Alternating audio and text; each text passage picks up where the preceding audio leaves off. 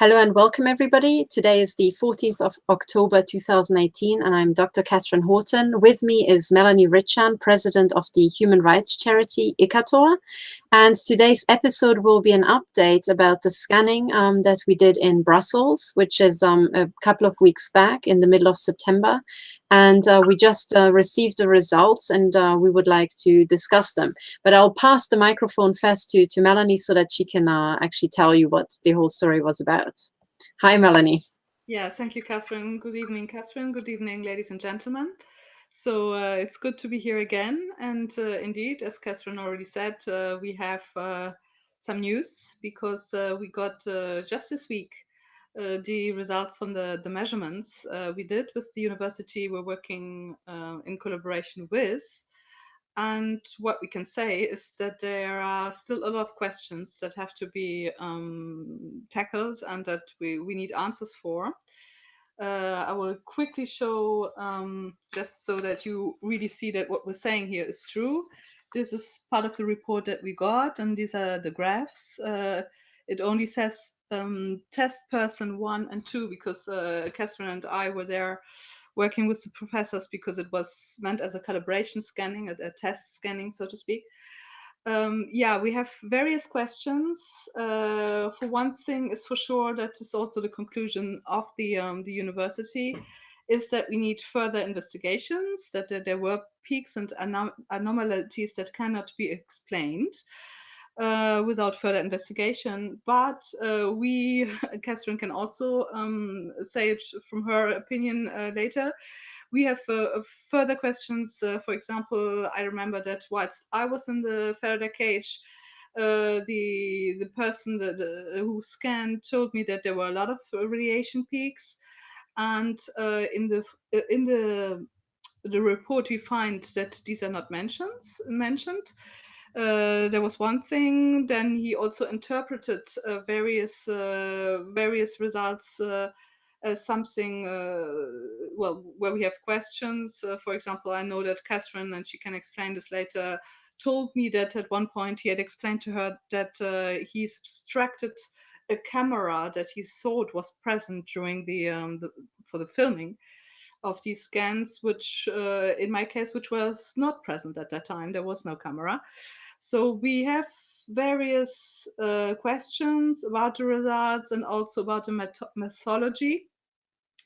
And we would like to offer something different I mean, do it differently in the future. And we also have been contacted by other universities that offer this scanning project to us. And that is also a collaboration which we would like to pursue, or would at least look into, because we need scientific results, and we need them, if possible, also from various universities, so that we can compare. This was, briefly. Maybe Kathryn, you would like to add something about it, because you also were left with a couple of questions receiving these results that you had. Yeah, and left with a couple of questions is really putting it mildly. I mean, yeah, I know that the university is trying their best, but personally, I have some big issues with the measurements, and I think we need to drive a completely different strategy from now on. To explain what Melanie was referring to, imagine we have, so just to also put it into context, we had 3 measurements that took us literally a year and a half to pull together because of the attacks, because we had to do crowdfunding for the measurements and so on. So 3 measurements in a year and a half for me already, considering that we are dealing with victims who are being literally tortured and mutilated to death, is not a rate I want to see. I would like to see 3 measurements in a week, not in a year and a half. But anyway, this is what was the best that we could do. But then imagine you're waiting for I think there was almost a year between the second and the final measurement now. 11 months, exactly. Yeah, 11 months. And then I also keep in mind I have to travel from Zurich to Brussels every single time. So, you know, it's a lot of effort for us to actually get there and be there. And so what I discovered in the second scanning, so we had a very first scanning in May 2017, so a year and a half ago. And that was the first scanning. I think we measured 11 people. It took, I think, a month and a half to get the results. And then it turned out that indeed there were signals after subtracting the background. There was still some very curious signals left, way above background, that needed further investigation. So what was also curious in the first result is that there were frequencies coming from my body, but in Melanie's case, Melanie being extremely tortured with already previously measured frequencies that were measured already in another Faraday cage a while back, her results came out flat. Nothing could be seen in the first measurement. So that was already curious. So we went back and we investigated. And in the second measurement, just on the by, as I was working with the postdoc in the Faraday cage and Melanie was waiting outside, he mentioned that he subtracted by hand frequencies he had measured above background. And this is a measurement, this is a subtraction by hand that did not appear in the measurement protocol, which already, for me as an experimental scientist, I'm already hitting the roof over that. But then just by the by, I get to hear that he subtracted that by hand. And the reason he subtracted it is because at the first measurement, we had a documentary film crew that was accompanying us, and it's in preparation for a documentary about these crimes. And he thought that the camera was still active outside the room, outside the Faraday cage. Now, the suppression factor of the Faraday cage is stupendous. So anyway, subtracting it based on that explanation already and then not mentioning it in the report is a capital crime for an experimental scientist already. But then it turned out that actually there wasn't even a camera because these people had already left by the time Melanie was being measured. So in other words, the first measuring results have been effectively falsified. And suddenly it made all sense because I did expect that Melanie should show some frequencies because we know she's our calibration flame. We know she has these chips and we have been measuring them in different modes, including thermal images, so independent modes of measurements. And it just didn't make sense. And then add to that the reason why the postdoc concluded it must be due to a camera is because those frequencies are licensed for the broadcast of audio-visual information. Now, when you have somebody with chips in their eyes and, you know, audio transmissions and all sorts, when you have a standard intelligence agency victim, you have exactly this profile. You always get visual and audio information along with the radio frequency chips in most cases. So you just cannot come to this conclusion just like that. And most importantly, you cannot just omit it from the report. So anyway, this was the second measurement. So we went back and as we announced, it was specifically with the aim of working out a measurement protocol. But I went to Brussels with the aim of, we have already established that we have chips. And by different means, including doctors' certificates for laser surgery scars. And now we're going back and we want to measure the frequency. And now I would like to talk about the technical details because I think it's, so the bottom line is after the last experience, I've taken a decision that we need to diversify. Okay, we should have done it anyway, but now we need to step up the you know, the efforts because I want competition for this university so that they really get themselves into gear because this is really not the best that they can offer. So at the last meeting, we wanted to set up a measurement protocol and first of all, we were doing all these measurements on a so-called max hold. So you have these measuring devices, and if you're in a Faraday room, all sorts of frequencies are, you know, hitting you, maybe from the outside. The dampening factor of the Faraday cage is not perfect. In the cage where we were in, there was also a window that just had a rough Faraday a grid, you know. And but very so the grid spacing was the thickness of my finger, so not even a fine meshing. So anyway, so you do have some frequencies inside, And then the postdoc claimed that there were standing waves and we had to worry about standing waves. So you get this phenomenon of standing waves. You know it may be from a bathtub or a swimming pool. If there's a wave machine, at some point the wave stays put and just goes up and down. At one point in the swimming pool, if the frequency is such that it's matched to the size of the swimming pool. So instead of traveling waves, you just stay there bobbing up and down on one wave. That's a standing wave. Now you have the same thing with electromagnetic frequencies, but if you have significant standing waves inside a room, you should be able to measure that. And yet we did not measure that effect.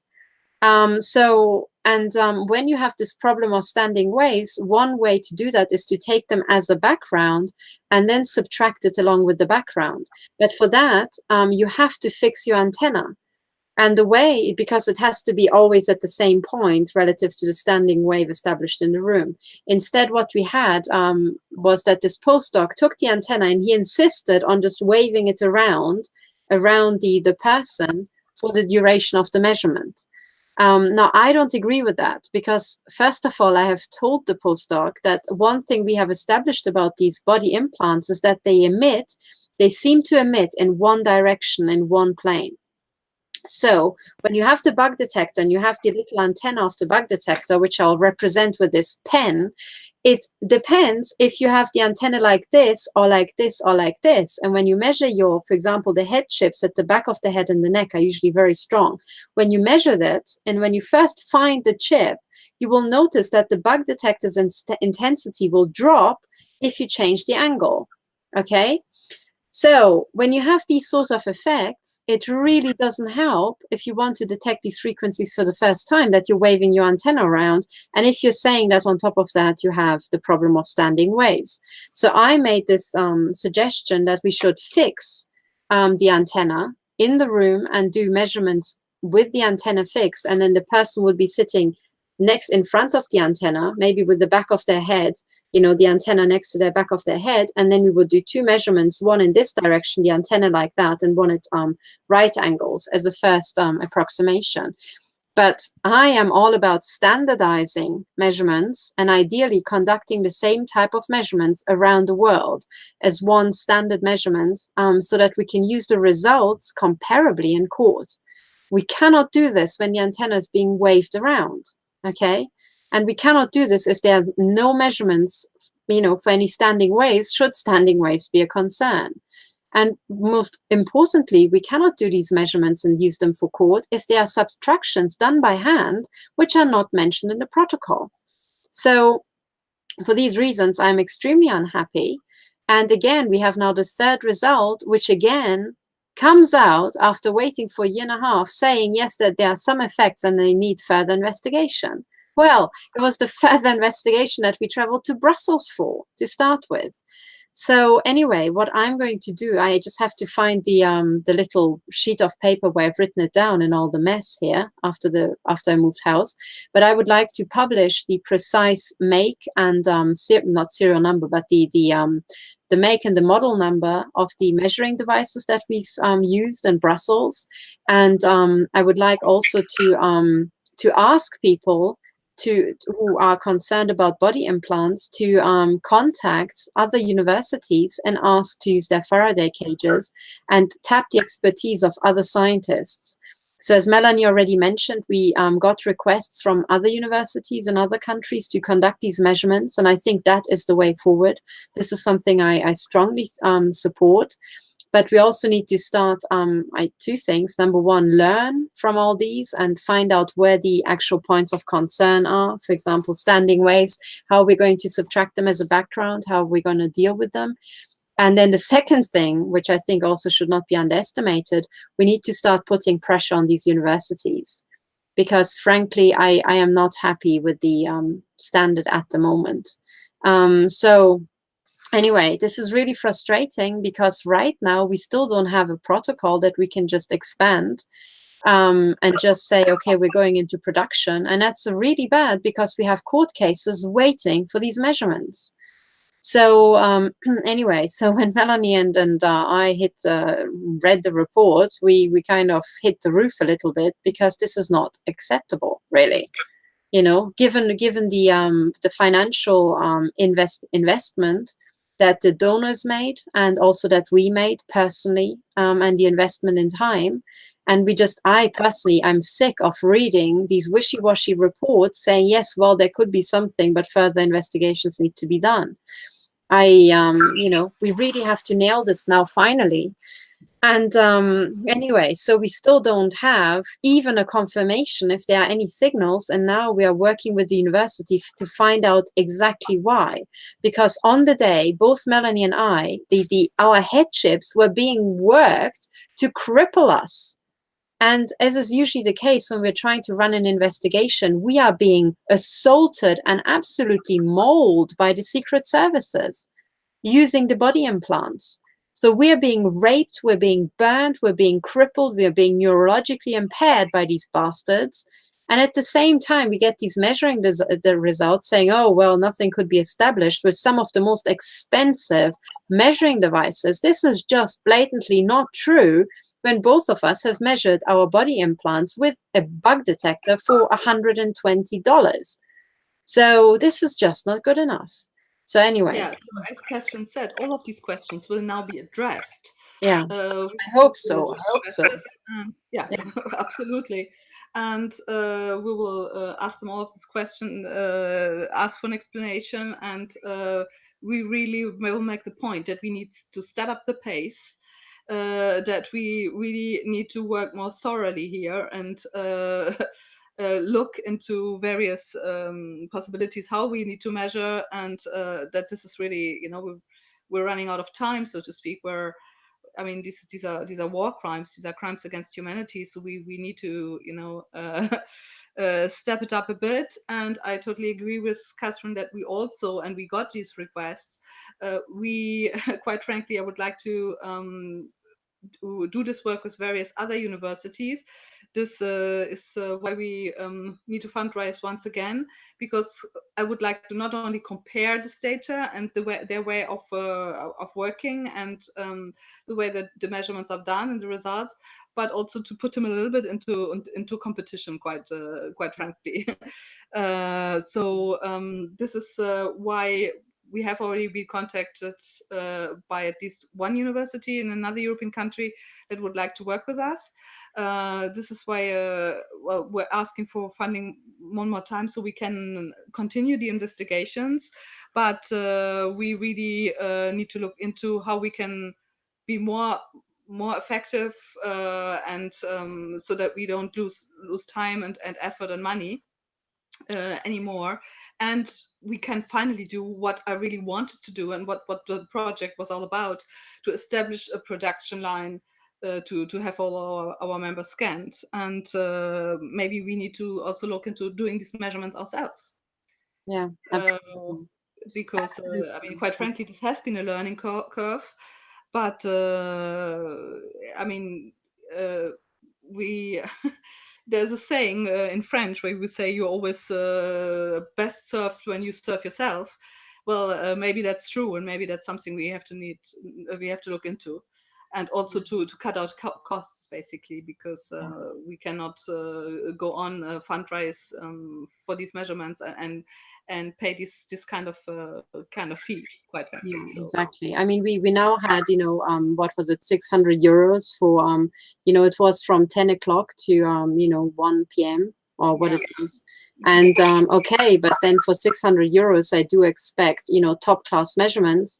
And what really bothers me, and this is something that really irks me, is that at the time I did raise these concerns, and I made the proposition that we should fix the measurement. And it was a fight to even just get there. And at the moment, I cannot see the comparison, you know, of two separate sets of measurements. For example, the one with waving around the measurement antenna, and the one where it's fixed and trying to do some sort of, you know, systematized measurement. So I'm absolutely not happy. I have requested the raw data, and I shall be looking at it myself. And what has been mentioned in the project report about the actual, you know, algorithm, if you like, the calculation that was used to arrive at these plots is absolutely simple. I can teach people how to do that using Excel. And what I really want to do is I want to break down the entire measurement process, so that for sure you can take this sort of procedure and go and suggest it to your, your local university if they have a Faraday cage and these measuring devices, or else at least just give it as an initial proposal for the professor. And if he's got a better method, he's more than welcome to actually try it and show us the results. And I think this is what we need to work for. But so the next steps is I have requested the raw data. I will be looking at it. I'll try to salvage as much as I can, if you like. I will try to find out if there's anything that has been removed by hand. And then I'll try to really pin this down. But one of the big fears I have when you are not doing the measurements yourself is that certain government pressures will be entered and will be made to bear on these people. For example, if you're measuring a set of frequencies and some of them are military radar frequencies, I think, or at least licensed for military purposes and military telecommunication, then your university professor might be tempted to remove them under, claiming national security. And all along, these frequencies, of course, they have been licensed by the military, but they're actually for body-to-body communication, right? For brain-to-computer interfaces and stuff like that. Of course, there would be some military frequencies. So if you want to measure those coming from your body for court, you need to have complete control and sovereignty over your own data. That is the first thing. And this is something that I don't feel has been, 100% guaranteed here. So anyway, the way that it should be done, so if you imagine these measuring devices, they are, okay, fancy measuring devices, but it's at the end, the fanciness is inside the black box, and you have a measuring antenna. The way I would propose that we do it is that we fix the antenna. We try to get the people, close to the antenna, but in a sort of standardized position, maybe focusing first on the back of the head. Just to get some sort of initial results. But then when these measuring devices are calculating the results, ultimately there's a USB slot and you can pull the data in text format even out, and then you can read it into an Excel data sheet. So any sort of correction you will do to columns of numbers.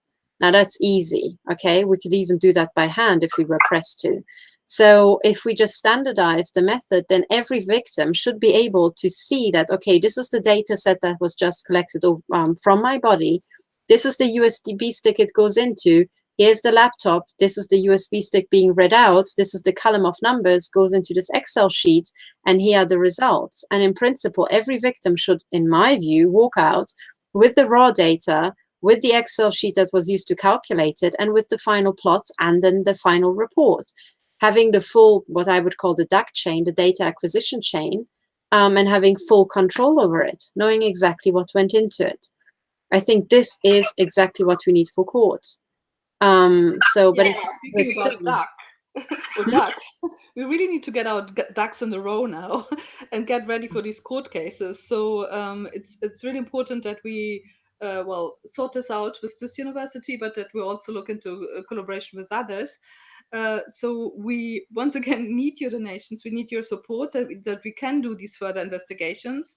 And also, quite frankly, to obtain the raw data, there's also a financial element with. I mean, we have more pressure if we, can say, well, we don't pay you until we get this data, basically, and we really need to sort this out and look into this and really understand what has happened, and maybe there are valid explanations for the results, but we need to understand exactly what was interpreted, how, and what was subtracted, why. All these questions are on the table. They have to be discussed with these people very very firmly. And then we also need to, because we need to move on, look into other collaborations with other universities so that we can do the investigations with them if we need, and if we feel that we have better success there, or maybe this university will get more into gear also if they feel that there's a competition. So Kathreen, if you don't mind, if you could show once again our donation page, and so we would like to ask people to support us once more, so we can continue with these investigations. And I will also look into what Kathreen just explained to find a way that we can cut the costs. And one way would be indeed that we do these measurements ourselves, that we're just using the facilities. This is Absolutely. I mean, I should say I've just thrown a glance into the chat, and somebody says, looks like you got ripped off. Well, this is one way to see it, but then you have to keep in mind that we are approaching a university with, we're asking them to reverse engineer and do fundamental research in a topic that's highly political, right? That is at the root of war crimes that are being conducted and committed by their own governments. And it's those governments paying the universities the research grants. Right, so this is what we're actually dealing with, and yes, one can be ripped off. Frankly, when we talked to the professor and even to the postdoc, I did not have the initial gut feeling that they were actually trying to cheat us. Never, at no point. But you know, when my scientific input is not taken on board, I do start to get very impatient, because this is just not what I'm used to at CERN. Okay, so I do have also a long track record from science, and I do understand what high scientific and experimental standards are, and they were just not met. So, you know, but anyway, we will try to salvage this. And I'm pretty sure that there must be something in the data that we can recover already if we got that very first data set. Okay, so in the meantime, I understand the frustration and all this, but just, you know, understand that what we're doing is incredibly hard. And you do have to fight the kind of personal doubt that people have. You have to fight government pressures. You just have to fight, you know, whatever, human inertia, trying to tackle difficult projects and so on. We're literally doing the best we can. However, also civilians basically fighting military grade technology. Yeah. I mean, you know, with the possibilities of investigations we have, and we're looking for the collaborations we can get to establish this proof. And I mean, what Kathreen just said is true. I mean, you know, universities, of course, the government basically owns them, so of course can be put under pressure. We're not saying that this is necessarily what happened here, but we need to look into this. We need to further investigate, and we also need to look into other collaborations, and we need to look into more efficient ways to establish these results. And all this has to be discussed with these universities and others in future. So yeah, so you know, exactly. We're doing our best, really we can, with the possibilities we have. But and also we live and learn. So yeah. None of us is a specialist in doing these measurements. I mean, you exactly. know, we learned by doing, basically. Yeah. And somebody just said that we should put our money together and buy what we need to prove our cases, put our knowledge and skills together to reach the goal. I think this is a very, very good comment, and I think this is exactly what we should be working towards. So one of the things, the way I would like to contribute is I would like to make public what exact devices we used. And building a good Faraday cage is not easy, but it can be done. If you have some sort of insight, if you are, you know, an electrical engineer, or you have experience with measurements, you can do it yourself. If this is really the, you know, the goal that you set yourself, and you're combining your efforts with others. So this is one step. I don't want the university to have the monopoly over the means of production, if you like, the monopoly over the means of making the measurements. So anyway, this is what's going to come. In the meantime, let me just share my screen and show you that, hang on, this is the comments. This is the ICATOR website. And here under Join Us, if you are in Europe, the quickest way to donate is to go and pay a direct bank transfer by direct bank transfer, and the bank details are here. And if you are outside Europe or the Eurozone, there's GoFundMe here on the other tab, and then you can go to donate now. And the only caveat is that I think GoFundMe keeps 5% of the donations. But anyway, so this is on ICATOR.be. That's the website. And as I said, so we just have to continue. And the annoying thing is that there are always just running costs that Melanie has, and she also has costs to do with the court case that she's fighting for all of us. And we just have to, keep going forward. But one of the things that I find extremely important is really the diversification. So making it, I'm always about transparency, making it public, everything that we do and how we did it, what measurements we used, and then just encourage other people to come forward. Because I also think there must be a lot of scientists and engineers being targeted. So I think the comment was very true. We all need to put our expertise, to bear on this problem.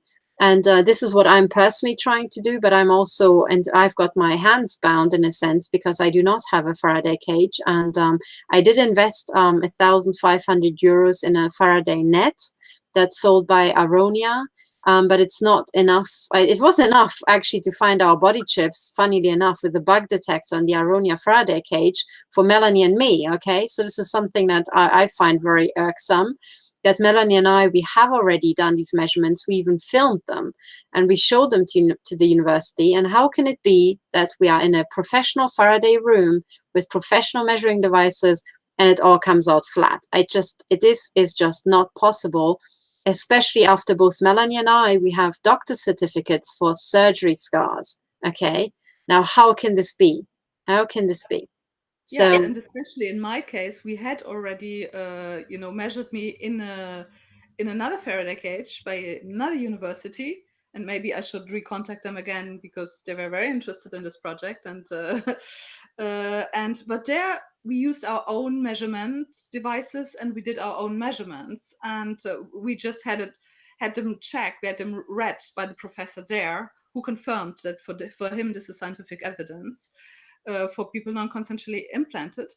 And and there the measurements were clearly positive. So it was absolute proof. So there's no reason why with this university where we have this very professional measurement devices and surroundings and a Faraday room, we could not come to the same results. So either we need to work more on a really consciousness that this is really a valuable scientific project, and that these are really crimes against humanity that are going on, and that we really must put more effort into proving this, and or we must look, or I would say, or we need to look into other collaborations with other universities and put them a little bit, in competition, and and see what we get this way. yeah, absolutely. Absolutely. I completely agree. And I'm also reading the chats, and there are people sending sarcastic messages and saying, oh no, you've been done over. Well, not quite, because at least we did have the first measurement report, and that already showed odd signals that needed further investigation. So it's not quite like that. And at least we have done the groundwork. And with these super cynics, I'm always very intrigued to find out what exactly they are doing, trying to help all the victim communities. Because remember that both Melanie and we started from nothing, and we had to pull this up ourselves. So the fact that, we're here and we're talking about it is already a long way further on than, we were not that long ago. So what we really need we is... also had the concern of being totally transparent. We Yeah. told you every step of the way what we're doing, what would be the next step, and now last time we told you that we were waiting for the results that we have now gotten. So we're just communicating them and communicating also our points of concerns or things that need to be further investigated. And I would like to point out that even in this report that we got, this time, I don't know if people can see it. The final conclusion is still that there were signals, that there were abnormalities, and that the investigation needs to go on. So it's not as if it was negative, or if it was a total loss of our time and money. But sure, we are not happy with the pace, and we still have questions, and we need to find a more clear and efficient way of doing these. and less costly and more cost effective, and that takes us less time also. But you know, we're on a learning curve. As Kathreen said, we started this from scratch, and so it's not as if we would have totally, you know, been ripped off and done over. But we need to clarify certain questions, and we need to look how we can do this more efficiently in future. That is for sure. So we just want to be transparent. Yeah, absolutely. I completely agree. Anyway, so this is the current status, and we just received the measuring report. I think it was on Friday that we received it. Yes. So the first time we actually wanted to go live on Friday, but it didn't come together, so we had to do it today. And yes, so I think the way forward is we're trying to, number one, we're trying to get the raw data from this university. Number two, we're trying to go back and do our own measurements using their Faraday cage and hopefully their measuring devices, and maybe come to another arrangement where we can have much more control over the measurement. And then what should run alongside is also the diversification to other universities and other Faraday cages. And I keep reiterating, just as Melanie said, the existence of these RF body implants and the existence of the criminality of illegally implanting it non-consensually in people has already been established years and years and years ago. And the evidence for that is just mounting and mounting and mounting. And what we are really after here are the precise chip frequencies, so that we can look up who has licensed those frequencies. This is what this project is actually about. We are way past actually just proving the existence of RFID chips and the fact that it's in our bodies, because it has already been shown by other means. So when this university struggles to even establish the mere existence, then either, you know, they're being rather clumsy or something is holding them back. And, you know, there's only so many things one can do about any. And at some point, I think if there's a brick wall placed in your path, you can try to climb over it, or you try to just go around it. And going around it would be you guys now starting to contact your universities and really networking. I mean, guys, at the end of the day, in every city of Europe and the US, there should be thousands of victims. How hard can it be for somebody else to also contact all the universities and find the Faraday cages and set up a project like that, you know? So this is what I really, really want to have. We really need many, many measurement centers around Europe that we can finally roll up this criminality. And we cannot wait for government. And what I would like to add, because you said, well, it's established. These implants are established. It's you know, it's not are they doing it, but how to prove it scientifically, basically. And in my case, and many others, it has already been proven, including in a Faraday cage. What is the good news is that we have really more and more people that actually have the ear of the government that contact us. I've just seen, after the first documentary In Search of Mind Control, where there was the court case of James Walbert shown, where he was non-consensually implanted and he won his court case.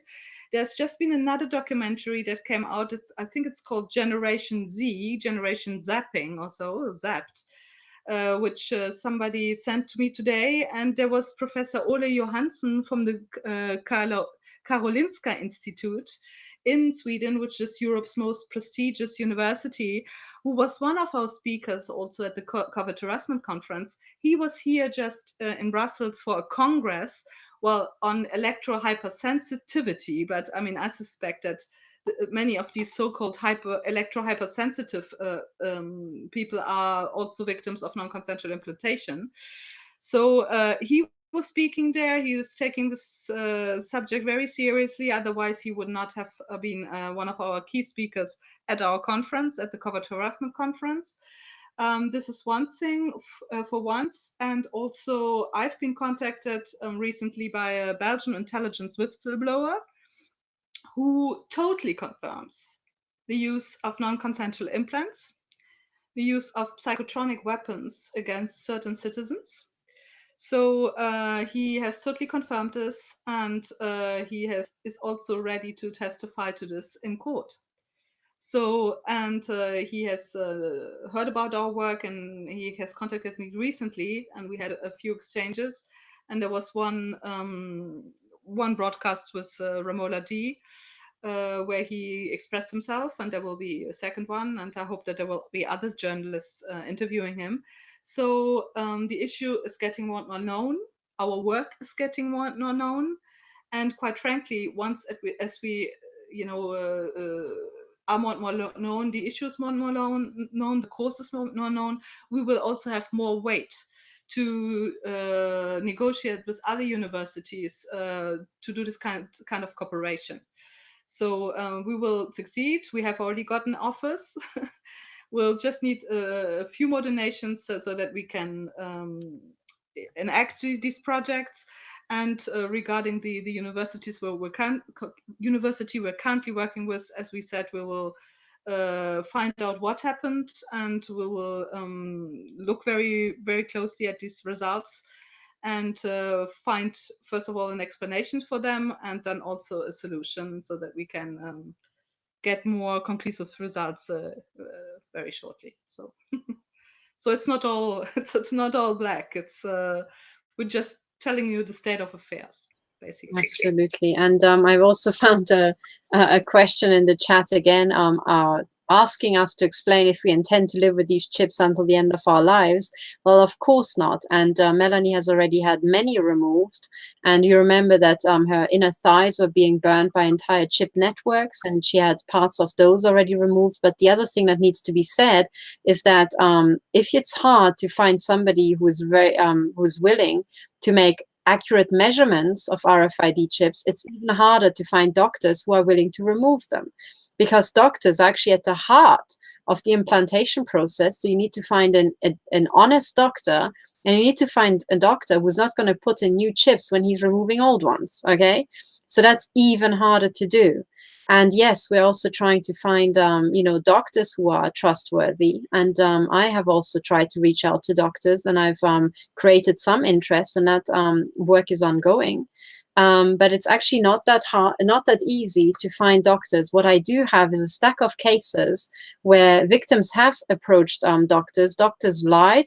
Doctors have falsified, including X-rays, MRIs, and other scans. Sometimes it was the scan of another person. I think even Karen Melton Stewart reported something like that, that she was given something, or they almost gave her a scan for another person. So the amount of corruption and criminality that we are dealing with is absolutely astounding, and that is true. And to add to this is that the victim James Walworth, whose court case was shown in this documentary In Search of Mind Control, which he won. I heard him say on a radio show that he, even after having won his court case, he traveled high and low the United States looking for a surgeon that would remove his implants, and they were clearly visible on his MRI. And I remember hearing him say that one of the doctors said, well, quite frankly, this is a government chip, and I will not touch it. I will not remove it. And quite frankly, I don't think that you will find any other surgeon who will do this in this country, at least. So this is the situation we're dealing with. Yeah. But of course, we will not, we do not intend to live with these non-consensual implants until the end of our lives. We also intend to establish the proof, go to court, and we also intend to have appropriate EU legislation created to ban this kind of weapons and technologies that are used against ordinary citizens. So there's a lot still to do, and we will not give up. And I'm sure that we will find a solution. And the first process is to establish the scientific proof that they are there, go to court, and then the second step is to go with the group of victims and have them removed, of course. This time with their consent. Absolutely. But I also have to say that when I hear these rather critical questions, it's typically outsiders who also are not tortured, and they don't factor in that we need to do, frankly, the fundamental research investigations into formally classified technology, just because we have a couple of psychiatric or cases or psychopathic degenerates running amok in the intel agencies and the militaries. So we would not have this problem, we would not have to do this research if these mostly men, by the way, would not be so utterly degenerate. So the question arises at some point, how much can we be asked to do, right? Because we have Holocaust victims. Can you ask the people in Auschwitz, while they're being gassed, to investigate what precise form of mustard gas it is, who's manufacturing it, try to stop the gas, funnels from actually pumping this into the room, try to survive, and then bring court cases as a Nuremberg 2.0 all in one go? It's a bit too much, right? It's a bit too much. And at some point, I start to lose my patience with the intel agencies, with the militaries, and these criminal psychopaths also in the judiciary and the hospitals. And I think at some point we need to have actually help from the organizations and institutions in the government that have been set up to protect citizens. The military has never, ever been set up to assault its own population. Yet, when you look at history, that's most of the time what militaries and intel agencies did. That's their main job, to assault their own population. And at some point we have to ask, could we please kick out and ideally shoot in the head, my personal option, in military tribunals, these total bastards who are doing this? Because another thing another thing that you need to know is that we already have a victim case, and I don't want to say who it is, who had implants removed, and then the intel agencies broke in and put them back in. What are you going to do? Are you going to pay for surgery after surgery while these dickheads are using your taxpayers' money to keep putting chips in and take it as a joke, and take your body to be a training ground for their little intel grunts to teach them how to put in chips? Because that's also a fact. That's an actual victim case, That's a very important point. I mean, we must not forget that this all is public money. Yeah, That is exactly. basically used in black projects. But it's the public who is paying for all this. And also, if you have a lot of interventions, because you have to remove these body implants, well, I mean, the health system, we have public health system, it's all public money. Yeah. So, I Exactly. mean, we really need an international investigation here and look into this, because, I mean, I do not think that most citizens would like the idea, if they finally understand that this is really going on, that their income tax is used to, put this technology in people, maybe friends or family members, maybe even people they know, to torture them with technologies and to place these implants into their body they've never given their consent for. And that is basically funded all by public money. So it's really a huge corruption going on here. And so we also need brave journalists that finally, investigate this and expose these crimes, because these are war crimes. And if you care about your family members, your children, your grandchildren, then we all need to band together and stand up now and demand our governments to investigate this and to put an end to this. Yeah. Quite frankly. So Absolutely. yes, even if you don't see us every day, these are the things we're working on daily. Yeah. Also with our politicians to Yeah. to investigate this and create appropriate legislation. So Exactly. Yeah, and I guess the other thing that has to be borne in mind is that while we're working and doing all this, we are being tortured.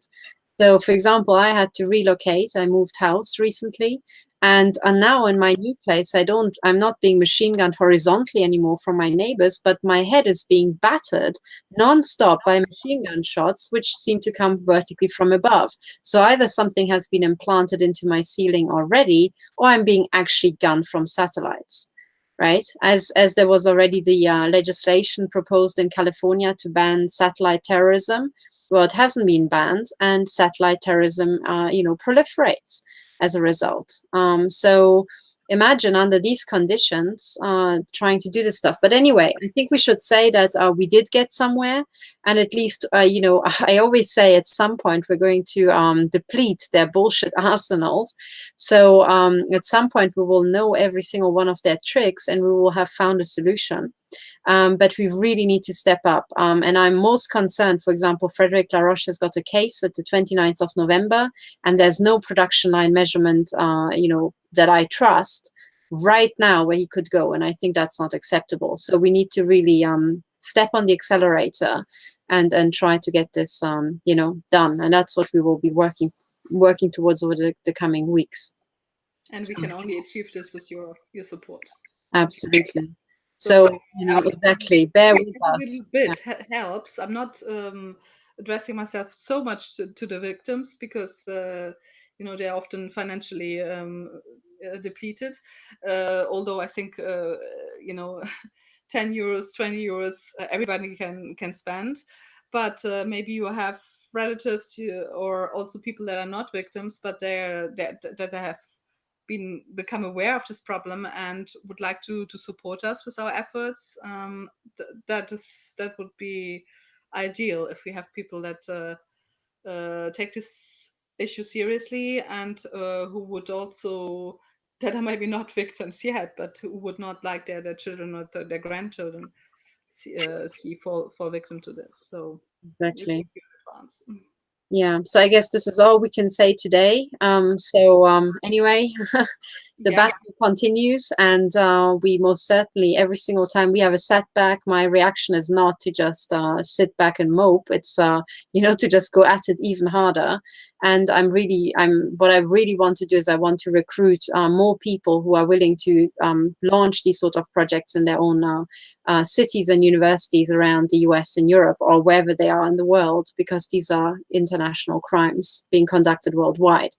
So anyway, I think this is it from me this week. Melanie, do you have some final words? No, this was what we wanted to bring to you today. And of course, we will be back with more news. If we get a donation, we will of course thank you and let you know, thank the donors. Also, I will look into other collaborations with other universities, as you said before. We will also keep you posted on this. So thank you. Thank you, and for your attention, for your take help. care, and bye bye. We will be back. Bye for now. Bye.